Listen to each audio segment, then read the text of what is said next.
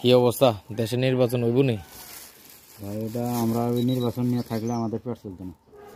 নির্বাচন নিয়ে কি হইলো না হইলো আপনাদের দেখার বিষয় না। আমরা আমাদের পেট নিয়ে চিন্তা, আমাদের বাচ্চা কাচ্চা মানুষ করতে হবে, পেট নিয়ে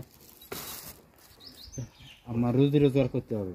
এরা সবাই খাওয়ার ধান্দায় আইবে, আর এসব খাওয়ার ধান্দা, সবাই খাওয়ার ধান্দায় আইবে, কেউ না যে গেছে গে এও খাওয়ার ধান্দা। বুঝলেন না, এই বেশি খাইছে দেখি একবারে কি মানে আবার হয়ে গেছে দেখি যাওয়ান লাগছে। বুঝলেন না, ওভার হয়ে গেছে। আবার হয়ে গেছে। 14 সালের নির্বাচনে ভোট দিছিলেন না?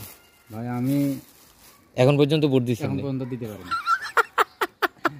বুঝলেন না, এখন পর্যন্ত একটা ভোটও দিচ্ছেন না? 2006 সালে ভোটার, 6 সালে ভোটার হয়েছেন। এখন তার মানে তাহলে 2008-এ যে নির্বাচন হলো ওই সময় আমি ভোট দিতে পারি না।